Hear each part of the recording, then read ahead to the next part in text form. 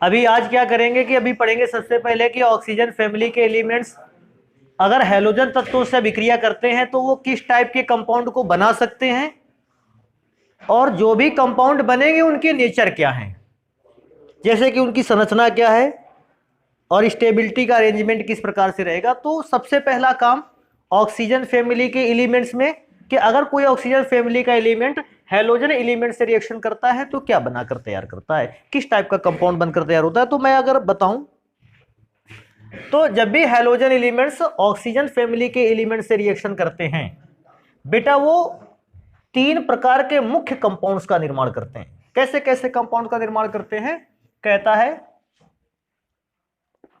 Oxygen family के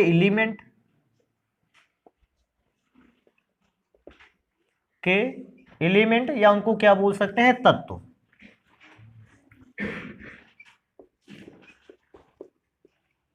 हैलोजनों से अभिक्रिया करके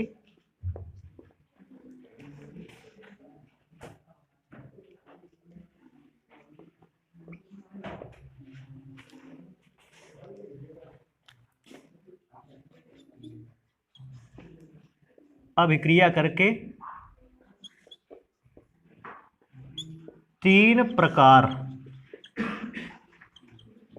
के यौगिक बनाते हैं।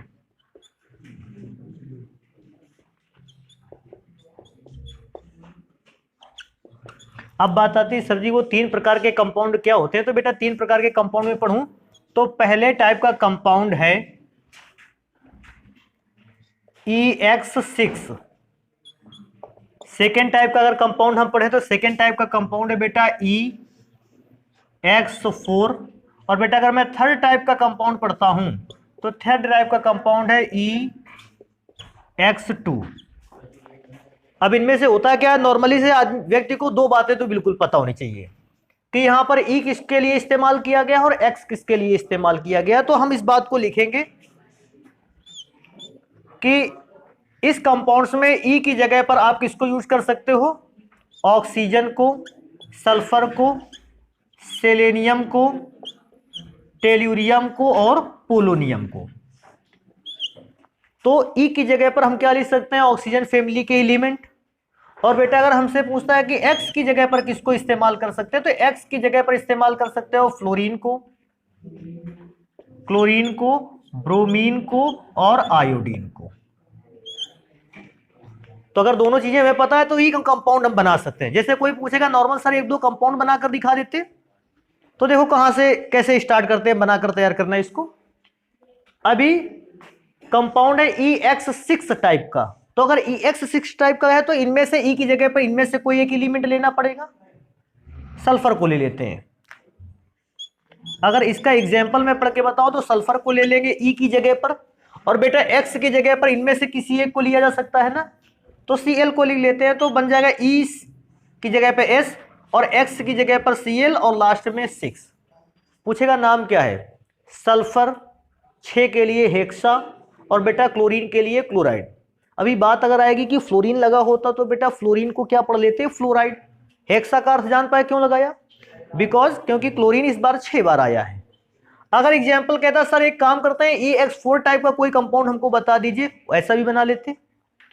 ई में से EX4 टाइप का बनाना है तो ई के स्थान पर इनमें से कोई एलिमेंट ले लेते हैं। इनमें से एलिमेंट की बात आई, सेलेनियम को ले ले, सेलेनियम को ले लिया और X4 लिखा है तो X में से कोई एलिमेंट F को ले ले, और बेटा 4 लिखा है। अब इसका नाम पढ़ते कैसे पढ़ते, सेलेनियम 4 के लिए टेट्रा और F के लिए फ्लोराइड। एग्जाम्पल और भी अगर हमसे पूछता कि सर क्या एग्जाम्पल कोई और भी, हाँ एग्जाम्पल उसको भी पढ़ते। अगर EX2 टाइप का ले लेते तो देखो ऐसे भी पढ़ सकते थे। अब E की जगह पर किसको लिख सकते हैं, इनमें से किस एलिमेंट, कहोगे सर जी सबको ना, सबका नाम लिख रहे, अभी O को छोड़ रहे हो लगातार, O को ले लेते हैं। E की जगह पर O को ले लिया, X2 लिखा हुआ है ना, X की जगह पर किसको लिख ले, F को लिख लेते हैं। तो क्या बन जाएगा फॉर्मूला OF2, नाम क्या रहेगा, ऑक्सीजन डाई फ्लोराइड। तो ऑक्सीजन का डाई फ्लोराइड बन गया। तो मेरे ख्याल से अब ये कंपाउंड आप इस बात को समझ चुके होंगे कि अगर हमारे यहां ऑक्सीजन फैमिली के एलिमेंट अगर हैलोजन एलिमेंट से अभिक्रिया करते हैं तो किस टाइप के कंपाउंड बनते हैं? मेनली 3 टाइप के कंपाउंड बने, और उनमें से ई की जगह पर आप क्या यूज कर सकते थे, एक्स की जगह पर क्या यूज कर सकते थे? क्या किसी व्यक्ति को ऐसा भी पता है कि इन एलिमेंट्स का नाम हैलोजन एलिमेंट क्यों पड़ा? हैलोजन का मतलब, हैलो का मतलब होता है ऐसे क्षेत्र जहां पर पानी की अमाउंट कैसी होती है, बहुत अधिक, और जेन का मतलब बनने वाले। तो उन क्षेत्रों में बनने वाले या उन क्षेत्रों में मिलने वाले तत्व जहां पर पानी की मात्रा कैसी होती है, अधिक। और क्योंकि ये एलिमेंट पानी की अधिक मात्रा में मिलते हैं और पानी की अधिक मात्रा में मिलने के कारण इनका नाम रखा गया हैलोजन एलिमेंट। हैलोजन एलिमेंट में से FCl-Bri को सम्मिलित करते हैं। अभी एक इंपॉर्टेंट चीज क्या है, देखो मेरे कुछ कंपाउंड को लिखता हूं इधर। जैसे मेरे पास कंपाउंड लिखा हुआ है कुछ ऐसा, EF2। एक मेरे पास ये किस टाइप का कंपाउंड है, दिख रहा है ना, EF2। मेरे पास एक और है ECl2। मेरे पास एक और कंपाउंड है EBr2। और बेटा एक और कंपाउंड है EI2। ई का मतलब समझते हो ना, ऑक्सीजन फैमिली का कोई भी एलिमेंट ले सकते हैं। ऑक्सीजन फैमिली के किसी भी एलिमेंट के साथ अगर मैं हैलोजन एलिमेंट की रिएक्शन करवाता हूं और EX2 टाइप के कंपाउंड बनते हैं, तो कभी कभी हमसे ये पूछ लेता है इनमें से सबसे अधिक स्थायी कौन है। हम लोगों से पूछता है काहे का क्रम, स्थायित्व का क्रम। तो बेटा स्थायित्व को, स्थायी कौन सा कंपाउंड होता है? कंपाउंड्स में तो मैं बताता हूं स्थायी कौन होता है। वो कंपाउंड स्थायी माना जाता है जो अपने बॉन्ड्स को ब्रेक नहीं होने देता है। जो कंपाउंड अपने बॉन्ड्स को जब तक अधिक मात्रा में अगर वो रोक लेता है इस बात से कि हमारा बॉन्ड नहीं ब्रेक होगा, तो बॉन्ड नहीं ब्रेक होने देगा, वो कंपाउंड स्टेबल है, टिकाऊ है, लंबे समय तक चलने वाला है। लेकिन जिस कंपाउंड का बॉन्ड शीघ्रता से ब्रेक हो जाता है वो कंपाउंड स्थायी नहीं है, टिकाऊ नहीं है, रिएक्टिव है, टिकाऊ नहीं है। तो अगर हमसे पूछता है कि इस टाइप के बहुत सारे कंपाउंड दिए गए और हमसे पूछ रहा है इनमें से किसको स्टेबल बताएं, ध्यान रखने वाली बात है बेटा, देखो एटम के साइज पर चलेंगे पहले। ई और ई, इसका तो सबके चारों के साथ साइज सेम है। फ्लोरीन का साइज बहुत छोटा है, उससे बड़ा साइज होता है क्लोरीन का, उससे बड़ा साइज ब्रोमीन का, और उससे भी बड़ा साइज किसका होता है, आयोडीन का। अभी ध्यान देने वाली बात है, अगर फ्लोरीन का साइज छोटा है तो ई और एफ के जो बीच बॉन्ड बनेगा वो भी कैसा बनेगा, छोटा। अगर बीच बना बॉन्ड छोटा है तो फिर इसका आकर्षण बल कैसा होगा, अधिक। दूसरे शब्दों में बॉन्ड स्ट्रॉन्ग है। ई और Cl के बीच में Cl का आकार थोड़ा सा बड़ा है F की अपेक्षा, इसलिए ई और Cl के बीच में जो बॉन्ड बनेगा थोड़ा सा बड़ा बनेगा। ई और Br के बीच में जो बॉन्ड बनेगा, क्योंकि Br का आकार और भी छोटा है, बड़ा है Cl से, और भी बड़ा बॉन्ड बनेगा। और क्योंकि Br और I में I का बॉन्ड और I का साइज और भी बड़ा होता है, तो E और I के बीच का जो बॉन्ड होगा ये तो सबसे बड़ा होगा। अभी ध्यान देने वाली बात है, अगर E और I के बीच का बॉन्ड सबसे बड़ा है तो बॉन्ड बड़ा होने पर स्ट्रॉन्गनेस कम हो जाती है। आपने पढ़ा भी था E प्रोपोर्शनल टू 1/r², नहीं पढ़ा था कि जैसे ही बॉन्ड की लेंथ बढ़ेगी बॉन्ड कमजोर हो जाएगा, कमजोर होगा जल्दी टूटेगा, जल्दी टूटेगा अभिक्रिया भी तेज करेगा। तो मैं क्या देखता हूं, EI2 का बॉन्ड लेंथ बड़ा होता है। पूछता है क्यों बॉन्ड लेंथ बड़ा हो गया, हमने बताया कि आयोडीन का साइज हैलोजन एलिमेंट्स में सबसे अधिक है, बॉन्ड लेंथ ज्यादा है, बॉन्ड की लंबाई ज्यादा है, इसलिए ये शीघ्रता से क्या हो जाएगा, टूट जाएगा। और क्योंकि शीघ्रता से टूटेगा इसका मतलब है इसने अपना स्थायित्व खो दिया। मैंने बताया था कि स्थायित्व कब खो देगा, जब एलिमेंट अपने बॉन्ड को क्या कर देगा, ब्रेक कर देगा। तो ई और आई का बॉन्ड सबसे बड़ा था, इसने तुरंत अपने बॉन्ड को ब्रेक कर दिया, कमजोर बॉन्ड था, जल्दी से टूट गया, और जल्दी से टूट गया तो ये सबसे कम स्टेबल है। अगर ये सबसे कम स्टेबल है इसका मतलब उसकी अपेक्षा तो ये स्टेबल है। अच्छा इनमें से मैं एक बात बताऊं, ई और एफ सबसे छोटा एटम है इनमें से, किन में से, हैलोजन एलिमेंट्स में। तो एफ जब छोटा एटम होगा तो इसके बॉन्ड की लेंथ भी कैसी होगी, कम।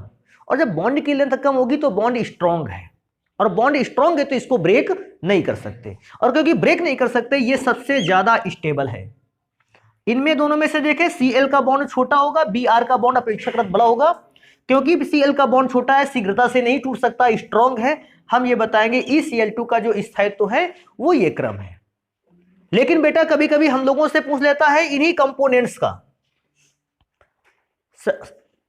स्थायित्व का क्रम तो हो गया, क्रियाशीलता का क्रम क्या रहेगा?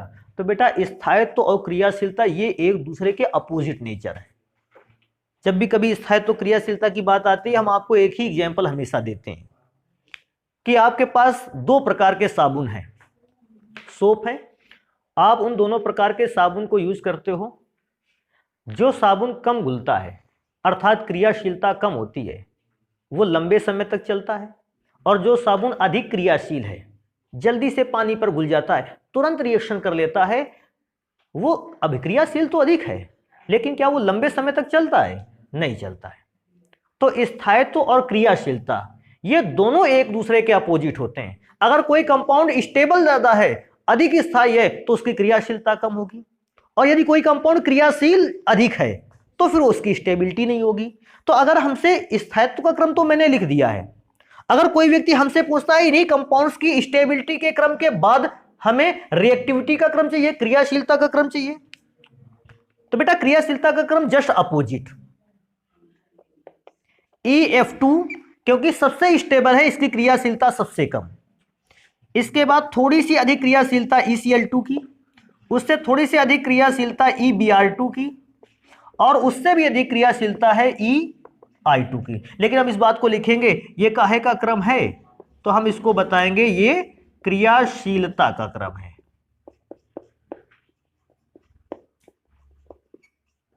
क्रियाशीलता का क्रम है। तो इस प्रकार से क्रियाशीलता क्रम।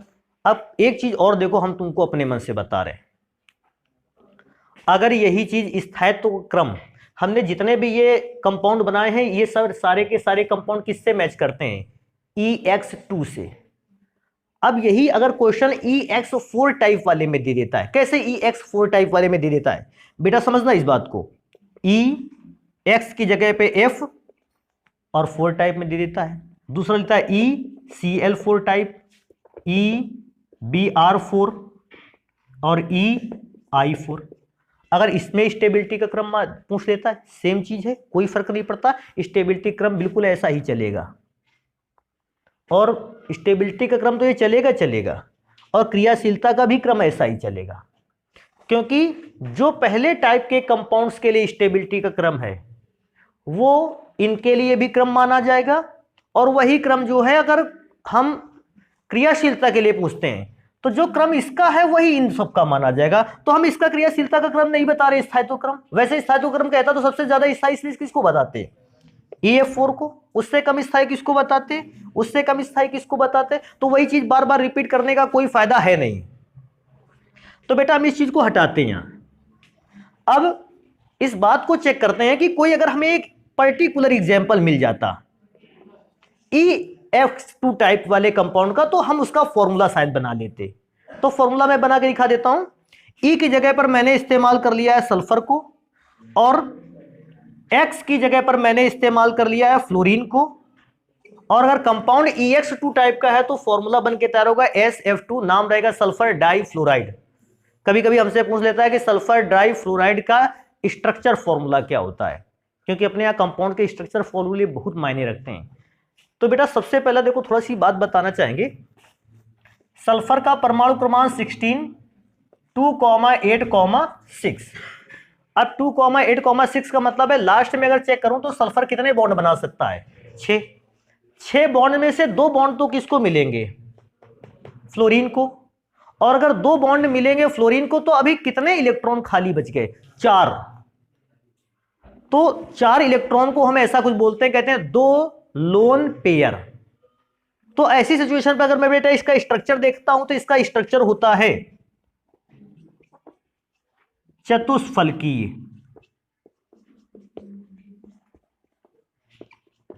और चतुष्फलकीय का स्ट्रक्चर देखो होता कैसे है मैं बताऊं। चतुष्फलकीय में क्या होता है, आप बीच में सल्फर को लिखोगे, आपके पास कितने फ्लोरीन है? 2। तो 2 फ्लोरीन में से आप एक काम कर सकते हो, एक फ्लोरीन यहां लगा सकते हो और एक बेटा फ्लोरीन इस्तेमाल कर लिया यहां। अब इसके बाद 2 लोन पेयर बचे, एक लोन पेयर ऊपर मैंने लगा दिया और बेटा एक लोन पेयर मैंने इस्तेमाल कर लिया नीचे। अब तो इसको स्ट्रक्चर को ध्यान रखोगे, इसको क्या बोलते हैं? चतुष्फलकीय। तो चतुष्फलकीय स्ट्रक्चर को याद रखना है। अगर कोई पूछता है ऐसी सिचुएशन पे कि सर जी हमको ये बता दीजिए कि इस पर किस प्रकार का संकरण पाया जाता है। तो बेटा अगर कोई हाइब्रिडाइजेशन पूछेगा तो हम इस बात को बताएंगे कि इस टाइप के कंपाउंड में संकरण का प्रकार क्या होता है, sp3।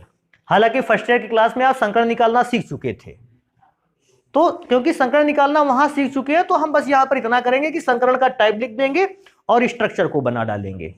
अब स्ट्रक्चर को बनाने के बाद एक और काम करते हैं, इसको पढ़ते हैं इधर। फर्स्ट टाइप का तो हमने कंपाउंड पढ़ लिया पूरा डिटेल में। अभी चेक करते हैं, इस बात को पढ़ना कि EX4 टाइप के कंपाउंड और उसका नेचर क्या होता है। EX4 टाइप के कंपाउंड्स को अगर हम चेक करेंगे तो देखो, सबसे पहले E की जगह पर हम किसको ले लेते हैं, सल्फर को, और X की जगह पे हम लिख लेते हैं फ्लोरीन को। तो SF4 बनता है पहला कंपाउंड। दूसरा सल्फर के साथ क्लोरीन का लिख लिया तो SCl4 बनता है। अगर सल्फर के साथ किसको ले लिया, ब्रोमीन को, तो बनता है SBr4। तो कभी कभी इसमें भी हम लोगों से पूछ लेता है कि स्टेबिलिटी का अरेंजमेंट क्या है। बेटा मैं फिर से भी बताऊंगा, S और F में से देखा जाए फ्लोरीन का साइज छोटा है, छोटा बॉन्ड बनेगा, स्ट्रॉन्ग होगा, ब्रेक नहीं होगा, स्टेबल है ये। इसमें से इसका साइज कैसा है, ब्रोमीन का बड़ा है, बॉन्ड लेंथ अधिक होगी, तो बॉन्ड स्ट्रॉन्ग नहीं होगा, जल्दी से ब्रेक होगा और स्टेबल नहीं होगा। हाँ कभी कभी इसमें से पूछ लेता है कि सर जी एक काम कर दें, इसमें से स्थायित्व क्रम मैं जान गया, स्टेबिलिटी का क्रम जान गए, ये सबसे अधिक स्टेबल, ये सबसे अधिक स्टेबल। अगर एक और कंपाउंड बनता है इसमें से तो हम बना लेते हैं Si4। ये क्रम होता स्थायित्व का। अब स्थायित्व का क्रम क्योंकि मैं बना चुका हूं, रिएक्टिविटी का क्रम आपको खुद आना चाहिए, इसका अपोजिट रहेगा। हाँ बात करेंगे कि इसका स्ट्रक्चर किस टाइप का होता है। तो बेटा इस टाइप के कंपाउंड्स का SF4, SCl4, SBr4, Si4 का जो स्ट्रक्चर होता है, संरचना होता है, वो होता है त्रिकोणीय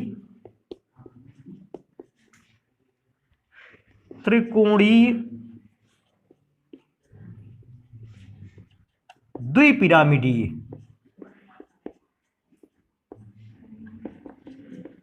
अब त्रिकोणीय द्विपिरामिडीय बनाना कैसे, देखो त्रिकोणीय का मतलब सबसे पहले बीच में आपको सल्फर रखना है। त्रिकोणीय का मतलब है आपको एक ट्राइंगल बनाकर तैयार कर लेना है। ये हो गया त्रिकोणीय, 3 कोनों वाला हो गया त्रिकोणीय। अब ये त्रिकोणीय कैसा बनेगा, थोड़ा सा ऐसे बन गया त्रिकोण। अब द्विपिरामिडीय का मतलब है एक चोटी ऊपर की ओर और एक चोटी नीचे की ओर। तो एक ये ऊपर की ओर बना दिया, एक कहां की ओर बना दिया, नीचे की ओर। लेकिन प्रॉब्लम इस बात पर है कि हमारे पास सल्फर से जुड़ने के लिए क्लोरीन कितने हैं, 4, फ्लोरीन कितने हैं, 4। तो उनको 4 को कहां अरेंज करें। अगर मैं फ्लोरीन को अरेंज करूं तो यहां फ्लोरीन लग गया, इधर फ्लोरीन लग गया, यहां फ्लोरीन लग गया और फ्लोरीन लग गया। अभी मैं क्या सोचता हूं, तो फिर ये बॉन्ड बेकार है क्या, नहीं, बॉन्ड ये भी बेकार नहीं है, बस इस बॉन्ड की जगह पर यूज में आएगा लोन पेयर। तो अगर स्ट्रक्चर बनाना होगा इस टाइप की कंपाउंड का तो स्ट्रक्चर बना पाओगे या नहीं बना पाओगे। अच्छा इसका नाम त्रिकोणीय द्विपिरामिडीय क्यों पड़ा, जानते हो। ये जो त्रिकोण बना है ये बेटा एक प्लेन पर बना है, त्रिभुज। एक बॉन्ड इससे ऊपर की ओर है तो पिरामिड की आकृति ऊपर की ओर बनेगी, और एक बॉन्ड इस तल से कहां की ओर है, नीचे की ओर, तो एक पिरामिड नीचे की ओर बनेगा। तो टोटल इसका नाम क्या बोलेंगे, त्रिकोणीय द्विपिरामिडीय। अब कोई कहेगा सर जी एक काम कर लेते हैं, हमको SCl4 का बना देते हैं चित्र। बेटा कुछ भी फर्क नहीं पड़ेगा, बेटा जहां तुमने F लगा रखा है वहां क्या लगा देना है, Cl। अगर हमसे कहता है SBr4 का बता देते, सेम फिगर था, कोई दिक्कत ही नहीं, जहां S लगा है ठीक लगा हुआ है, Br यहां लगा देते। अभी हम आपसे एक चीज पूछते हैं कि क्या करना है। देखो क्या हम पूछ रहे हैं, ये वाला क्वेश्चन हमको आता नहीं, हमको इसका फॉर्मूला बनाना था ACCl4 का।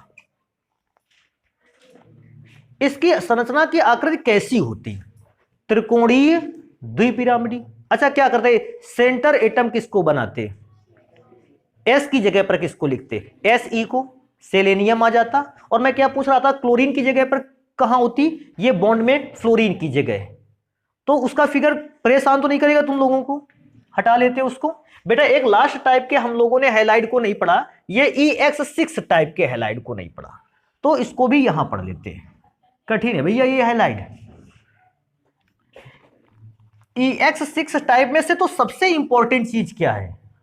सबसे इंपॉर्टेंट चीज है बेटा, हमें इस दुनिया में EF6 टाइप के जब भी कंपाउंड मिले, उनमें से केवल EF6 टाइप का ही कंपाउंड स्थायी था। तो मैं क्या लिखूंगा? केवल EF6 ही स्थायी होता है। EF6 का मतलब स्थायी होता है। अगर ECl6 वाला कंपाउंड बनेगा वो भी स्टेबल नहीं है, EBr6 वाला कंपाउंड बनेगा वो भी स्टेबल नहीं है, EI6 बनेगा वो भी स्टेबल नहीं है। जैसे हमसे कोई व्यक्ति पूछता भी है, एक काम करते हैं, यहां देखो लिखा था क्या ये ECl6 टाइप का कंपाउंड है? नहीं, ये EX6 टाइप का कंपाउंड है। क्या ये स्टेबल है? हम बताएंगे नहीं स्टेबल है। अगर EX6 टाइप वाले कंपाउंड्स में देखा जाए, मात्र एक कंपाउंड EF6 केवल ये स्थायी है, बाकी कोई भी स्थायी नहीं होता है। अभी इसमें से एक बात और काम करते हैं कि सभी इस टाइप के जिसमें 6 हेलोजन एटम होते हैं एक ऑक्सीजन फैमिली के एलिमेंट के साथ, तो उसका स्ट्रक्चर कैसा होता है? तो बेटा उसका स्ट्रक्चर होता है अष्टफलकीय। अष्टफलकीय। थोड़ा सा बेटा मैं एक चीज और बताना यहां भूल गया कि पूछ लेता है कभी कभी इसमें संकरण का प्रकार क्या है। तो बेटा इसमें संकरण का प्रकार होता है sp3d।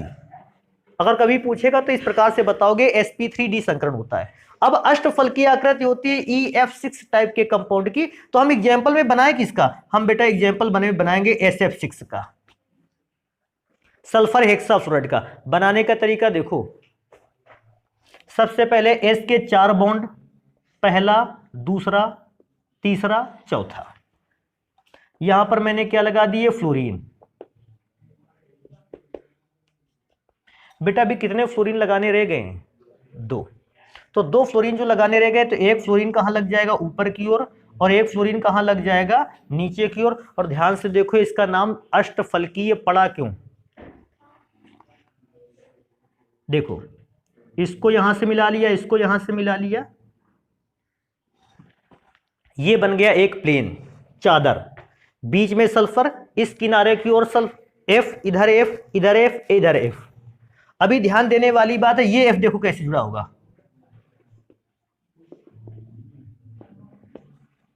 अब अगर इस आकृति को ऊपर से चेक करते, देखो फलक का क्या मतलब होता है? पृष्ठ। अब ये अगर आप ध्यान से थोड़ा सा देखें, ये जो फिगर दिख रहा है रेक्टेंगुलर, ये आपके घर की छत है, और ये छत के ऊपर क्या है? चोटी। अगर छत के ऊपर चोटी जाएगी तो मैं क्या समझता हूं? इस दीवार से भी एक चोटी गई, फलक पहली, इस दीवार से गई दूसरी फलक, पीछे वाली दीवार से गई तीसरी फलक, और आगे की दीवार से गई चौथी फलक। 4 पृष्ठ बने होंगे कि नहीं बने होंगे? अच्छा, ये 4 पृष्ठ कहां बने होंगे? ऊपर की ओर। अगर उसी छत में छेद करके नीचे एक चोटी लगा दी जाए और उसको भी जोड़ा जाए, तो ध्यान दो, अगर उसको जोड़ोगे तो इस दीवार से नीचे की ओर आने वाली पहली फलक, इस दीवार से आने वाली दूसरी फलक, सामने की दीवार से आने वाली तीसरी फलक, और इधर की ओर से जाने वाली चौथी फलक। तो 4 फलक कहां बनकर तैयार हुई? ऊपर। और 4 फलक बनकर कहां तैयार हुई? नीचे। टोटल कितनी फलक हो गई? 8 फलक। इसलिए इसका नाम, फिगर का नाम कैसा रखा गया? अष्टफलकी। तो भैया इसको ऐसे भी बना सकते हैं, देखो ऐसा थोड़ा सा डैश डैश कर सकते हैं अगर चाहें तो आप, और जैसे जैसे डैश डैश कर दिया, ये फिगर बहुत खतरनाक हो गया। और जब भी कभी पूछ लेता है कि इस पे संकरण किस प्रकार का पाया जाता है, तो बेटा संकरण का प्रकार है sp3d2। तो आपसे हाइब्रिडाइजेशन ही पूछेगा, अगर पूछेगा तो बेटा ये ऑक्सीजन फैमिली के एलिमेंट जब हाइड्रोजन से रिएक्शन करता है तो उसके नेचर जो थे वो हम लोगों ने अभी पढ़े। तो हाइड्रोजन फैमिली के, सॉरी ऑक्सीजन फैमिली के कंपाउंड्स के नेचर हो गए। इसको जल्दी से नोट कर लें, फिर पढ़ते हैं ऑक्सीजन गैस के विषय में। तो हमें पढ़ना होगा ऑक्सीजन गैस के बारे में, क्या क्या चीजें पढ़नी होंगी। सबसे पहले ऑक्सीजन गैस को बनाकर कैसे तैयार किया जाए, भौतिक गुण क्या होते हैं, रासायनिक गुण क्या होते हैं, और लास्ट में इस बात को भी पढ़ना होगा कि ऑक्सीजन गैस का इस दुनिया में यूज क्या है, आखिर क्यों हमने इसको पढ़ा। ऑक्सीजन गैस को डाई ऑक्सीजन गैस के नाम से भी जाना जाता है। शायद आपको पता हो या ना पता हो, लेकिन जब भी ऑक्सीजन गैस की खोज पहली बार हुई, वैसे बात आएगी ऑक्सीजन गैस कब से विद्यमान है, प्री हिस्टोरिक टाइम से विद्यमान है। इतिहास बना उसके पहले ऑक्सीजन गैस थी। इसको और लोगों ने जब से होश संभाला होगा इस ऑक्सीजन गैस के विषय में तो जानते ही हैं। बेटा जब ऑक्सीजन गैस को एक अलग से गैस के रूप में इसकी पहचान की गई, इसका नाम था बेटा प्राणवायु, क्योंकि ये जीवन के लिए, श्वसन क्रिया के लिए आवश्यक थी। वैज्ञानिकों ने या कीमियागरों ने, कीमियागर कौन होता है? रसायन विज्ञान की उत्पत्ति करने वाले शुरुआती प्रारंभिक वैज्ञानिक, उनको हम कीमियागर बोलते थे। तब हम लोग उनको साइंटिस्ट के नाम से नहीं जानते थे। उन लोगों को पता था, तो रसायन विज्ञान को वो लोग क्या करते थे, जादू का सब्जेक्ट मानते थे। क्यों मानते थे? क्योंकि बहुत सारी ऐसी रासायनिक अभिक्रियाएं होती थी जो उनको जादू के समान लगती थी। कैसे? कभी दो कंपाउंड्स को मिला दिया, एकदम से धुआं निकलने लगा, उनको ऐसा लगा कि हमने दो पदार्थों को मिलाया था, ये धुआं कहाँ से उत्पन्न हो गया। उन्होंने सोचा ये जादू हो गया। तो बहुत दो केमिकल कंपाउंड बिल्कुल ठंडे थे, उनको जैसे आपस में मिलाया एकदम से गर्म हो गया, उनको लगा क्या कि ये जादू हो गया, भैया कोई नई चीज देखो, दोनों ठंडे थे, मिलाया गर्म हो गए। तो ऑक्सीजन का नाम जानते हो। अच्छा, फिर बात आती है ऑक्सीजन का नाम ऑक्सीजन क्यों पड़ गया? आखिर इसको क्या प्रॉब्लम थी, इसका नाम ऑक्सीजन ही क्यों पड़ा? तो बेटा ऑक्सीजन दो शब्दों से मिलकर बना है। हाँ, सबसे पहले अगर देखा जाए, पहला है ऑक्सी और दूसरा है जेन। उस समय जब इसका नाम ऑक्सीजन पड़ा, मैं उस समय की बात बताता हूं। हमको कुछ एसिड प्राप्त थे उस समय। कौन कौन सा एसिड हमको प्राप्त था, मैं लिख करके दिखाता हूं। हमको H2SO4 का नॉलेज था, हमको HNO3 का नॉलेज था, हमको पता था कि HCOOH क्या होता है, और उस समय हमको यह भी पता था कि CH3COOH भी होता है। मतलब इस प्रकार के एसिड पता थे।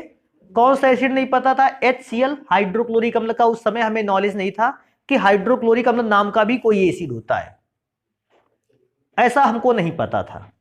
तो वैज्ञानिकों ने सोचा क्या कि जितना भी एसिड बना है, यहां जितना भी अम्ल बनकर तैयार हुआ है, उसमें सब में एक एलिमेंट कंफर्म है। ये एलिमेंट हर एक एसिड में पाया गया है। मैंने जिस पर उंगली रखी, समझ पा रहे हो ना किस एलिमेंट की बात कर रहे हैं? आपको भी सर जी इसको ऑक्सीजन बोल दो, अभी नहीं कहेंगे क्योंकि अभी तो खोज चल रही है। हमें पता चला कि हर एक एसिड में ये एलिमेंट मिलता रहा। तो वैज्ञानिकों ने क्या सोचा कि जब तक ये एलिमेंट नहीं है, कोई भी पदार्थ अम्ल नहीं है। जब भी ये एलिमेंट उस केमिकल में आया, तभी अम्ल बनकर तैयार हुआ। तो वैज्ञानिकों ने इसका नाम रखा ऑक्सीजन, जिसमें ऑक्सी का अर्थ होता है अम्ल और जेन का मतलब होता है बनाने वाला। तो ये ओ एक ऐसा एलिमेंट था जो अम्ल को बनाकर क्या कर देता था, तैयार कर देता था। क्योंकि अम्लों को बनाकर तैयार कर देता था, हमने इसका नाम रखा ऑक्सीजन। तभी बच्चों के दिमाग में आएगी, सर जी हमारे पास तो एक एसिड ये भी है HCl, इसमें तो ऑक्सीजन नहीं है, फिर भी ये अम्ल है। तो बेटा मैं क्या बता रहा हूं ना, उस समय इस अम्ल की खोज नहीं हुई थी। जिन अम्लों की खोज हुई थी उसमें ऑक्सीजन मिल रहा था। तो लोगों ने सोचा कि बिना ऑक्सीजन के अम्ल नहीं बन सकता, तो अम्ल बनाने के कारण इसका नाम रखा गया ऑक्सीजन। तो इतिहास में ऑक्सीजन की ये बात बहुत जरूरी याद रखना भैया। अपना नाम भूल जाना कि हमारा नाम ऐसा क्यों पड़ा था, लेकिन ऑक्सीजन का नाम याद रखना कि इसका नाम ऑक्सीजन क्यों पड़ा था। तो इस बात को मिटा दे। सबसे पहली बात आएगी ऑक्सीजन को बना करके तैयार कर देना। तो अगर आपको प्रयोगशाला में ऑक्सीजन गैस को बना करके तैयार करना है, तो बेटा हमारे पास बनाने की बहुत सारी विधियां हैं, उनमें से एक एक को पढ़ेंगे। सबसे पहले पढ़ेंगे कि आप प्रयोगशाला में ऑक्सीजन गैस को कैसे बनाएंगे।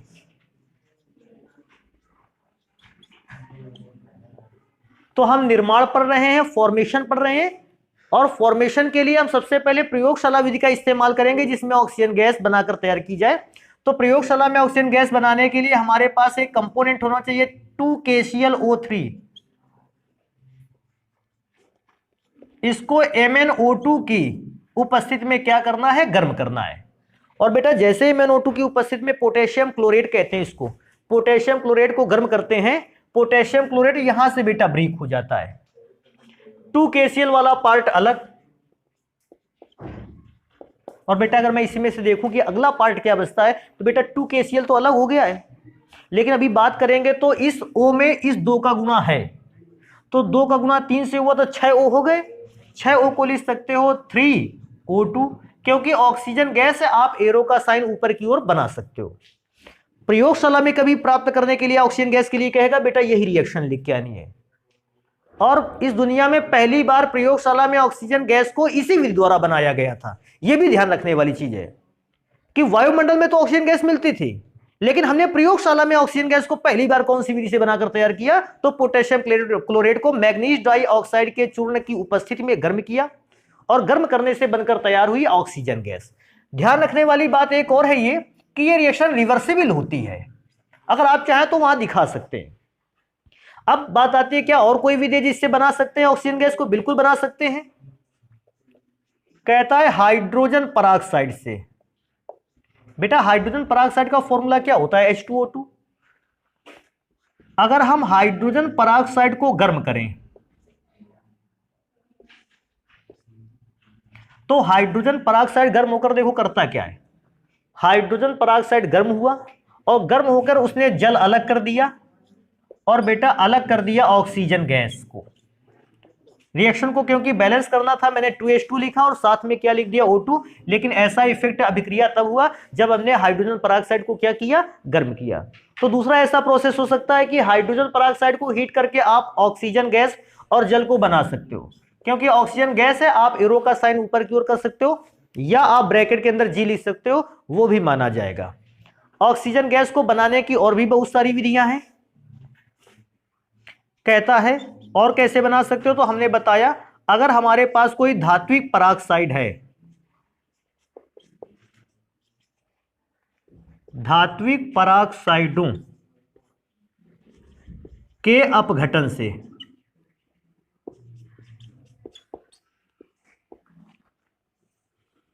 अब कहता है धात्विक पराक्साइड के अपघटन से कैसे, तो बेटा मेरे पास कुछ मेटेलिक पराक्साइड हैं, जैसे मेरे पास पहला पराक्साइड है BaO2।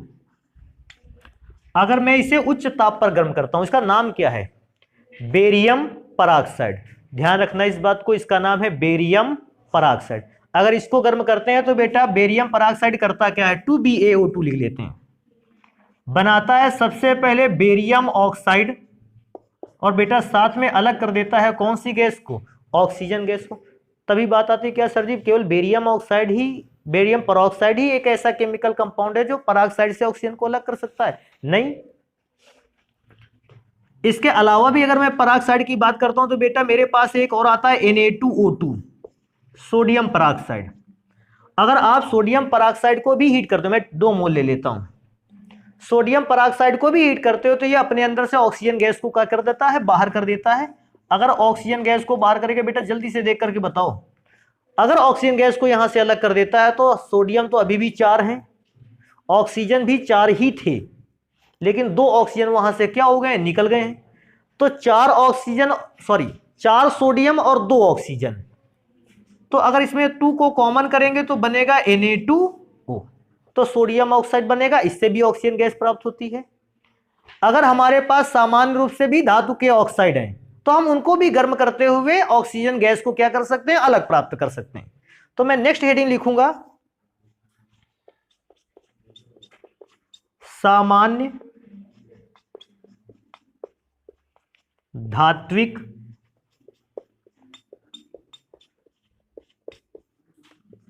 ऑक्साइडों से। देखो सामान्य धात्विक ऑक्साइडों में तो आप अभिक्रिया की पूरी लाइन बना सकते हो, ना जाने कितने ऑक्साइड आप इस पे लिख सकते हो। देखते हैं इसको बेटा, सबसे पहला ऑक्साइड है मेरे पास HgO, मर्क्यूरिक ऑक्साइड इसको कहते हैं। अगर मैं मर्क्यूरिक ऑक्साइड को गर्म करता हूं तो बेटा Hg अलग हो जाता है और ऑक्सीजन गैस टूटकर अलग हो जाता है। रिएक्शन को बैलेंस करना होगा, हम 2 से यहां मल्टीप्लाई करेंगे, 2 से यहां मल्टीप्लाई करेंगे और ऑक्सीजन गैस अलग हो गई। एक तो ये प्रोसेस है। हमारे पास बेटा एक और पदार्थ है PbO2, इसको कहते हैं लेड डाई ऑक्साइड। बेटा अगर मैं इसको भी गर्म करता हूं, 2PbO लिख लेते हैं, PbO2, इसको गर्म करते हैं तो बेटा ये भी अपने अंदर से ऑक्सीजन गैस को अलग कर देता है और बनाकर तैयार करता है 2PbO। अभी बात एक और आती है बेटा, जगह नीचे नहीं उधर लिख लेते हैं, इसी की जो बची हुई रासायनिक अभिक्रियाएं हैं वहां लिखते हैं। हमारे पास एक बहुत फेमस कंपाउंड है Ag2O, सिल्वर का ऑक्साइड। बाकी अभिक्रियाएं भूल जाना भैया, सिल्वर ऑक्साइड की अभिक्रिया हमेशा याद रखना। अगर सिल्वर ऑक्साइड को गर्म कर दिया जाए तो बेटा करता क्या है, 2Ag2O लिखते हैं। सबसे पहले ये ऑक्सीजन गैस को अलग कर देता है और बना लेता है शुद्ध चांदी 4Ag। तो इस बात को विशेष ध्यान रखना कि अगर आपके पास कभी सिल्वर ऑक्साइड होगा, चांदी का ऑक्साइड सॉल्यूशन होगा, तो आप उसको एक काम करोगे, उसको गर्म करोगे हाई टेम्परेचर पर, और जैसे बेटा उसको हाई टेम्परेचर पर हीट करोगे उसी समय बनकर तैयार होगा चांदी। अगर अन्य रिएक्शंस को मैं पढ़ता हूं तो बेटा मेरे पास एक और पदार्थ है जिससे कि ऑक्सीजन गैस को बनाया, वो भी मेटालिक ऑक्साइड है। जैसे एक पदार्थ है Pb3O4, अगर इस कंपाउंड को भी हम गर्म करें तो भी ऐसी सिचुएशन पे ऑक्सीजन गैस अलग हो जाता है और साथ में बनता है PbO। तो ऐसी सिचुएशन पर बेटा इसको गर्म करेंगे तो सबसे पहला काम करते हैं, गर्म करेंगे तो इससे कौन सी गैस अलग हो गई, ऑक्सीजन, बचा कौन, PbO। ओ को थोड़ा सा अच्छा बना लेते हैं, PbO बनकर तैयार होता है। हाँ, ये इस बात को जरूर मैं मानता हूं कि रिएक्शन अभी बैलेंस नहीं है, तो उस रिएक्शन को बैलेंस करेंगे। तो रिएक्शन को बैलेंस कैसे करेंगे, 2 का मल्टीप्लाई करवाओगे, 4 दूना 8। सबसे पहले तो Pb से अगर Pb को चेक करेंगे तो 3, 6 PbO। तो बेटा 6 तो 4 दूना 8, बेटा बैलेंस हो गया, नहीं बैलेंस हो गया। तो इतने रासायनिक गुण हैं जिनसे हम ऑक्सीजन गैस को क्या कर सकते हैं, निर्मित कर सकते हैं। मैं दोबारा से इस बात को अगर रिपीट कर दूं, सबसे पहले प्रयोगशाला विधि कहेगा तो पोटेशियम क्लोरेट वाली रासायनिक अभिक्रिया को लिख करके आना है, अगर प्रयोगशाला विधि कहता है। फिर इसके बाद अगर आपसे कहता है कि सर जी और कोई दूसरा मेथड है, तो हम बताएंगे हमारे पास पराक्साइड है, हाइड्रोजन पराक्साइड। हाइड्रोजन पराक्साइड को हमने गर्म किया, उससे ऑक्सीजन गैस मिला। फिर कहता है कि और कोई प्रोसेस, हाँ, धात्विक पराक्साइड जो है वो भी हीट करने पर कौन सी गैस देते हैं, ऑक्सीजन गैस। नाम जिसके ना पता हो सबके बता देंगे, hydrogen peroxide, barium peroxide, sodium peroxide. Last में कहता है क्या कोई सामान्य धात्विक ऑक्साइड भी है जो गर्म करने पर ऑक्सीजन गैस दे सकता है। तो बेटा सामान्य धात्विक ऑक्साइड में 2 रासायनिक अभिक्रियाएं इधर, 2 रासायनिक अभिक्रियाएं यहां हो, तो 4 रासायनिक अभिक्रियाएं इस पर हो गई। अभी बात आती है कि क्या कोई ऐसा प्रोसेस है जिससे वायुमंडल द्वारा ऑक्सीजन गैस प्राप्त की जा सकती है। तो बेटा हमारे वायुमंडल में बहुत सारी गैस तो है, इसको भी हम वायु से अलग करके ऑक्सीजन गैस को प्राप्त कर सकते हैं। बिकॉज वायु क्या है, नाइट्रोजन और ऑक्सीजन गैस का मिश्रण मुख्य रूप से। तो अगर हम किसी भी ऐसे प्रोसेस के द्वारा ऑक्सीजन गैस को नाइट्रोजन गैस से अलग कर पाए तो हम ऑक्सीजन गैस बहुत सारा प्राप्त कर लेंगे। और वैसे एक और ऑक्सीजन गैस के विषय में बात बतानी थी, क्योंकि ऑक्सीजन गैस का वजन नाइट्रोजन गैस से अधिक होता है। और पृथ्वी की सतह पर सबसे ज्यादा कौन सी गैस पाई जाती है, ऑक्सीजन। वायुमंडल में सबसे अधिक कौन सी गैस पाई जाती है, नाइट्रोजन। तो इस बात को विशेष ध्यान रखेंगे, काम करेंगे, इनको नोट करेंगे, फिर पढ़ते हैं ऑक्सीजन गैस के भौतिक गुण और उसकी कुछ रासायनिक अभिक्रियाएं। ऑक्सीजन गैस को बनाने की विधियां पढ़ लिया हम लोगों ने, अब पढ़ेंगे ऑक्सीजन गैस के भौतिक गुण क्या क्या है। तो मैंने ऑक्सीजन गैस के भौतिक गुण लिख रखे हैं। ऑक्सीजन गैस का पहला भौतिक गुण है, कहता है ऑक्सीजन गैस सामान्य ताप पर रंगहीन, गंधहीन और स्वादहीन गैस। ये तो ऑक्सीजन गैस के लिए हमेशा तैयार रखो, रंगहीन, गंधहीन और रंगहीन का मतलब ये दिखती भी नहीं आपको, क्योंकि कलर नहीं होता, दिख नहीं रही गैस।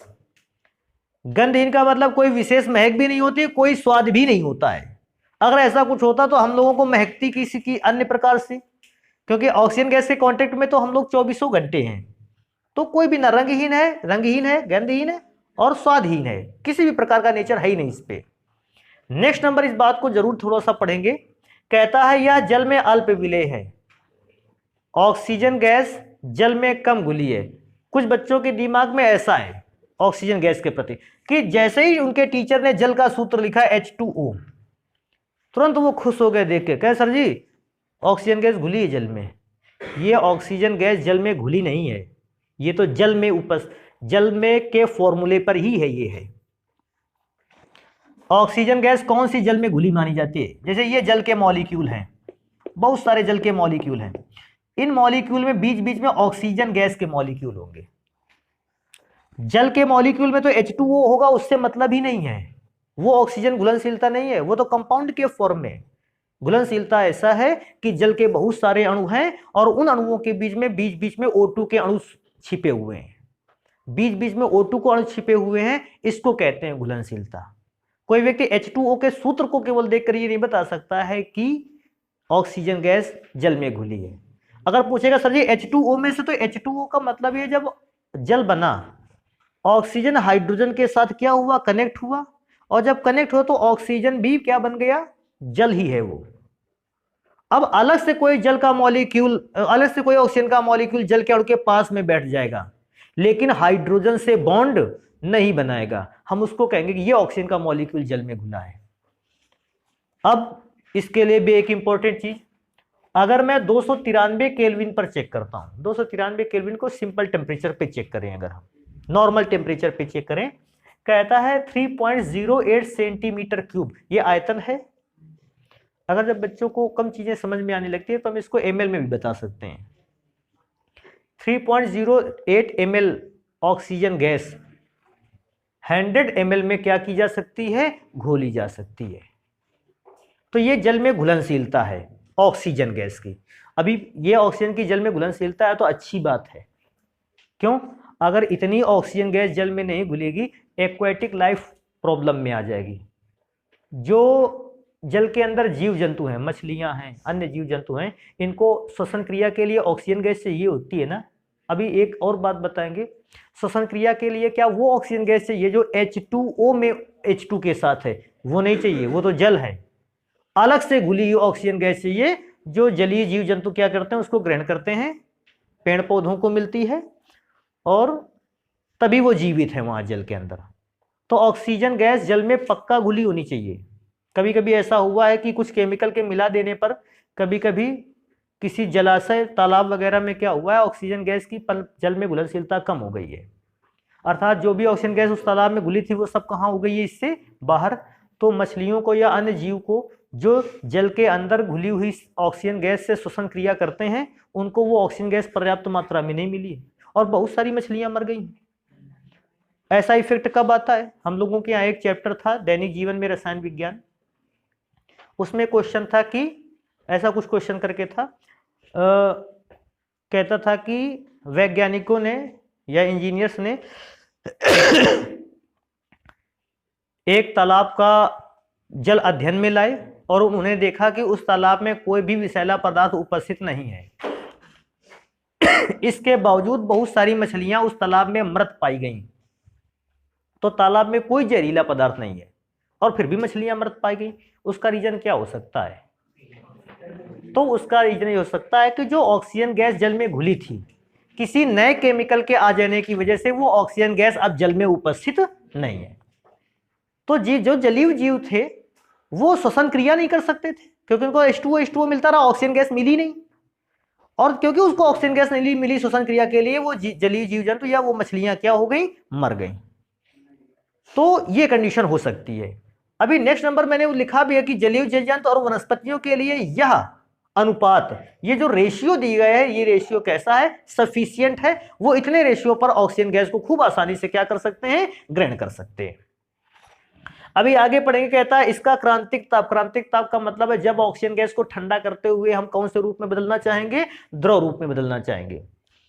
तो ऑक्सीजन गैस को जब द्रव के रूप में बदलना चाहते हैं तो एक निश्चित टेम्परेचर होता है। जैसे इसके लिए टेम्परेचर कितना है, 90 केल्विन। मैं क्या बताता हूं, अगर टेम्परेचर 90 केल्विन से ऊपर कर दिया तो ऑक्सीजन गैस अवस्था में, और टेम्परेचर 90 केल्विन से नीचे कर दिया तो ऑक्सीजन कौन सी अवस्था में आ जाएगा, द्रव अवस्था में। तो इसलिए लिखा क्रांतिक ताप 90 केल्विन है। लेकिन अगर द्रव अवस्था में आई ऑक्सीजन गैस को आपको ठोस रूप में जमा देना है तो बेटा उसका केल्विन हिमांक कितना है, 55 केल्विन। 55 केल्विन से टेम्परेचर अगर कम आ जाता है तो ऑक्सीजन जो गैस थी अब वो आपको ठोस रूप में मिलेगी, सॉलिड फॉर्म में मिलेगी। इससे क्या पता चलता है इससे पता चलता है ऑक्सीजन गैस नहीं है, ऑक्सीजन की एक अवस्था गैस है। कोई भी पदार्थ गैस नहीं होता, कोई भी पदार्थ। अच्छा, जैसे मैं पूछूं जल कौन सी अवस्था में होता है, तो आप बताओगे द्रव अवस्था में, लेकिन मैं बताऊं जल की कोई अवस्था नहीं है। जल किसी भी रूप में हो सकता है, जल ठोस रूप में भी हो सकता है, देखा नहीं जल ठोस रूप में बर्फ के फॉर्म में, जल गैस के रूप में भी हो सकता है, वाष्प के रूप में। तो प्रत्येक पदार्थ की अवस्थाएं होती हैं, कोई भी पदार्थ ठोस या द्रव नहीं होता, उस पदार्थ की अवस्था ठोस या द्रव हो सकती है। फिलहाल उस बात पे ज्यादा टाइम नहीं लगाते। नेक्स्ट नंबर लिखा है इसके समस्थानिक। समस्थानिक का मतलब है हमें इस दुनिया में ऑक्सीजन 3 प्रकार का मिलता है। पहला ऑक्सीजन 8O16 वाला, दूसरा 8O17 वाला, तीसरा 8O18 वाला। तीनों के परमाणु भार डिफरेंट है। अब पूछता है पृथ्वी में सबसे ज्यादा कौन सा ऑक्सीजन पाया जाता है? पहला वाला। पृथ्वी पर ये 2 भी पाए जाते हैं, लेकिन बेटा जो पहला वाला ऑक्सीजन है ये सबसे ज्यादा अमाउंट में मिलता है। ऑक्सीजन पृथ्वी में 3 रूपों में पाया जाता है, पहला, दूसरा, तीसरा, ये सबसे ज्यादा पाया जाता है, इसको ध्यान रखेंगे। कहता है यह अणुचुंबकीय होता है। कभी कभी हमारे यहाँ एक क्वेश्चन भी आता है कि ऑक्सीजन में परमाणुओं की इलेक्ट्रॉनों की संख्या 8, तो O2 में इलेक्ट्रॉनों की संख्या कितनी हो गई? 16, जो कि सम है। अगर सम संख्या है और इलेक्ट्रॉनों को हम अरेंज करना स्टार्ट करें तो कायदे से तो हर इलेक्ट्रॉन का जोड़ा बन जाना चाहिए, नहीं 16 इलेक्ट्रॉन में जोड़ा बन जाना चाहिए। सभी 16 इलेक्ट्रॉन का अगर जोड़ा बन जाएगा तो प्रकृति में वो प्रतिचुंबकीय होना चाहिए, लेकिन यहां पर कैसा है? अणुचुंबकीय। लेकिन आपको बताना है कि मॉलिक्यूलर ऑर्बिटल थ्योरी के अकॉर्डिंग, MOT के अनुसार 16 इलेक्ट्रॉन O2 पर होते हैं, इसके बावजूद जब हम उसको ऑर्बिटलों में भरते हैं तो अयुग्मित इलेक्ट्रॉन शेष बच जाता है, सभी का जोड़ा नहीं बनता। और क्योंकि अयुग्मित इलेक्ट्रॉन शेष बच जाता है, ये प्रकृति में कैसा होता है? अणुचुंबकीय। इस बात को विशेष ध्यान रखना है कि कौन सी थ्योरी के according? Molecular orbital theory, Hindi में बोले अणुकक्षक सिद्धांत के आधार पर। इलेक्ट्रॉनों को जब भरा जाता है तो ऑर्बिटल में ऐसा पाया जाता है कि इलेक्ट्रॉन के जोड़े नहीं बने होते हैं। क्योंकि इलेक्ट्रॉन का जोड़ा नहीं बना है, ऑक्सीजन कैसा है? अणुचुंबकीय। अभी ऑक्सीजन गैस से रिलेटेड एक क्वेश्चन काफी इंपॉर्टेंट है जो हमारे यहां आता है, उसको पढ़ेंगे। कहता है ऑक्सीजन कम क्रियाशील होती है, ये हमको भी पता है। ऑक्सीजन गैस की क्रियाशीलता कैसी होती है? कम होती है, due to presence of double bond between oxygen atom. क्योंकि 2 ऑक्सीजन के एटम के बीच में डबल बॉन्ड लगा, ये स्ट्रॉन्गनेस बनाए, स्ट्रॉन्ग फॉर्म में दोनों को बांधे है, और ऑक्सीजन के एटम्स को एक दूसरे से अलग नहीं होने देता, इसलिए ये कम क्रियाशील है। परंतु एक बार अगर ऑक्सीजन अभिक्रिया प्रारंभ कर दे तो फिर इसकी अभिक्रिया लगातार चलती रहती है, फिर ये अपने मन से अभिक्रिया करता रहेगा। ऐसा क्या कारण था कि शुरुआत में अभिक्रिया नहीं करता? एक तो अभिक्रिया नहीं करता सही ढंग से, और एक बार इसकी अभिक्रिया स्टार्ट हो गई तो फिर इसकी अभिक्रिया निरंतर चलती रहती है, रिएक्शन फिर ये करता ही रहेगा। हमें लगता है ये क्रोधित हो गया थोड़ा सा, अभिक्रिया स्टार्ट कर दी इसने तो स्टार्ट ही कर दी, बंद नहीं करेगा। आखिर ऐसा नेचर क्यों है? तो उसका नेचर भी मैं बताता हूं, मेरे पढ़ के सुना देते हैं। अगर ऐसे नहीं समझ में आता तो फिर मैं डिटेल में कर देता हूं उस चीज को। कहता है ऑक्सीजन की किसी भी पदार्थ के साथ अगर अभिक्रिया करवाई जाए, एक एग्जांपल दें, लकड़ी का टुकड़ा आपके पास रखा है, इतना बड़ा टुकड़ा है, आपने माचिस की तीली ली, उसको जलाया, लकड़ी का टुकड़ा नहीं जला, तब तक माचिस की तीली बुझ गई। फिर आपने उसमें केरोसिन या पेट्रोल वगैरह डाल दिया, अब उसको जलाया, अब वो जला। लेकिन बेटा अभी क्या देख रहे थे? शुरुआत में लकड़ी का टुकड़ा जल्दी से नहीं जल रहा था, जल्दी से नहीं जल रहा था, इसका मतलब वो ऑक्सीजन से क्रिया नहीं, या दूसरे शब्दों में ऑक्सीजन उससे क्रिया नहीं कर रहा था। किससे? लकड़ी के टुकड़े से। लेकिन एक बार तुमने पेट्रोल डाल दिया, लकड़ी के टुकड़े ने आग पकड़ ली, अच्छा इसके बाद तुमको बार बार उसमें माचिस की तीली लगानी पड़ेगी, फिर वो अपने आप कंटिन्यूअस वो जलता रहेगा। कब तक जलता रहेगा? जब तक समाप्त नहीं हो जाएगा। हुआ क्यों ऐसा? ऑक्सीजन गैस, देखो सुनो इस बात को, ऑक्सीजन गैस को अभिक्रिया करने के लिए चाहिए उच्च ताप, हाई टेम्परेचर। समझ रहे हो इस बात को? तो जब लकड़ी के टुकड़े को मैंने पहली बार आग दिखाई, लकड़ी के टुकड़े को या ऑक्सीजन गैस को उतना हाई टेम्परेचर नहीं मिल पाया कि ऑक्सीजन गैस लकड़ी के टुकड़े से अभिक्रिया कर ले, क्योंकि इतना हाई टेम्परेचर नहीं मिला, लकड़ी का टुकड़ा नहीं जला। लेकिन एक बार आपने माचिस की तीली से लकड़ी के टुकड़े को जला दिया तो ऑक्सीजन अगर एक बार अभिक्रिया कर ले तो ऑक्सीजन की अभिक्रिया होती है ऊष्माक्षेपी। ऊष्माक्षेपी का मतलब ऊष्मा लेती है कि ऊष्मा देती है? तो वो खुद ऑक्सीजन एक बार अभिक्रिया अगर कर लेगा तो ऑक्सीजन खुद इतनी ज्यादा ऊष्मा देगा, इतनी ज्यादा ऊष्मा देगा कि अधिक ऊष्मा पाकर तो ऑक्सीजन फिर से विक्रिया करने लगे। हमने बताया ना हाई टेम्परेचर पर रिएक्शन करता है, क्योंकि एक बार ऑक्सीजन से विक्रिया हुई, ऑक्सीजन ने खुद इतनी ऊष्मा दी कि वहां का टेम्परेचर कैसा हो गया? हाई। तो वो जैसे टेम्परेचर हाई हो गया तो फिर अब ऑक्सीजन गैस कैसी रिएक्शन स्टार्ट कर दी उसने, और वो लगातार रिएक्शन करता रहा जब तक कि पदार्थ को पूर्ण रूप से उसने जला नहीं दिया। तो इसका आंसर क्या बताते हैं कि ऑक्सीजन की अभिक्रिया कैसी होती है? ऊष्माक्षेपी। और जैसे ही एक बार अभिक्रिया प्रारंभ हो गई तो अभिक्रिया ऊष्माक्षेपी का मतलब ऊष्मा देने लगी, जिससे टेम्परेचर बढ़ गया, और टेम्परेचर बढ़ा तो उच्च ताप पर ऑक्सीजन गैस क्या करने लगी? अभिक्रिया। फिर वो अभिक्रिया करती रहेगी लास्ट तक। तो ये उसका आंसर मैंने लिख रखा है। अभी अगर मैं केमिकल प्रॉपर्टी को पढ़ता हूं ऑक्सीजन गैस की, तो दो केमिकल प्रॉपर्टी मैंने यहां लिख रखी है। पहली, ऑक्सीजन गैस की प्रकृति का निर्धारण। प्रकृति का निर्धारण का मतलब अम्लीय है या क्षारीय है। तो उसने क्या लिख रखा है? ऑक्सीजन गैस लिटमस पर किसी भी प्रकार का इफेक्ट नहीं डालता। मैंने ऑक्सीजन गैस को लिटमस के कांटेक्ट में रखा। लिटमस दो प्रकार का, एक पेपर और एक सॉल्यूशन। आप चाहे ऑक्सीजन गैस को पेपर के कांटेक्ट में लाओ, चाहे लिटमस सॉल्यूशन के कांटेक्ट में लाओ, लेकिन ऑक्सीजन गैस लिटमस पेपर या सॉल्यूशन पर किसी भी प्रकार का इफेक्ट नहीं डालती। ना रेड वाले को ब्लू कर पाती है, ना ब्लू वाले को रेड कर पाती है। मैंने तुरंत इस बात को पहचान लिया, ना तो ऑक्सीजन गैस अम्लीय है और ना ही ऑक्सीजन गैस क्षारीय है। अब नेक्स्ट नंबर पे आता है, कहता है दहन। तो इस बात को हमेशा याद रखो, ऑक्सीजन गैस स्वयं कभी नहीं जलती, लेकिन हां ऑक्सीजन गैस की सहायता से अन्य पदार्थों को क्या किया जा सकता है? जलाया जा सकता है। यह बात हमेशा याद रखें आप। एक बात और हमेशा याद रखें, without support of oxygen gas, अगर आप ऑक्सीजन गैस का सपोर्ट नहीं दे सकते, आप किसी भी पदार्थ को नहीं जला सकते। तुम लोगों ने देखा होगा कभी कभी मूवी वगैरह के, फिल्म वगैरह पर हीरो आता है, फिर लास्ट में माचिस की तीली को जलाता है और मुंह के अंदर रख लेता है, नहीं, और मुंह बंद कर लेता है। तुम लोग भी करने लगे थे ऐसे ही पहले। होता क्या है बेटा, उस दौरान जैसे उसने मुंह को बंद किया, हमारे मुंह के अंदर ऑक्सीजन गैस धीरे से क्या हो गई? समाप्त। क्योंकि हम ऑक्सीजन गैस को कंज्यूम करते हैं, खुद समाप्त करते हैं, और उसकी जगह पर क्या डेवलप करते हैं? Carbon dioxide. तो ऑक्सीजन गैस समाप्त की, जैसे ही मुंह के अंदर कार्बन डाइऑक्साइड का वायुमंडल बना, आग क्या हो गई? बुझ गई, और उधर हीरो का स्टंट भी पूरा हो गया। इधर तुम लोगों की प्रसन्नता भी दोगुनी हो गई, और तुम भी वो माचिस की डिब्बी लेके किनारे वाले कमरे पे पहुंच गए। लेकिन जब दूसरे दिन आप आए वहां से, तो पता चला कि बोल नहीं पा रहे हो। अब पता नहीं क्या हुआ था, हमको मालूम नहीं है। तो आज इतना ही रखेंगे, नहीं, ऑक्सीजन गैस के बाकी के कैरेक्टर को पढ़ेंगे हम लोग नेक्स्ट क्लास में फिर।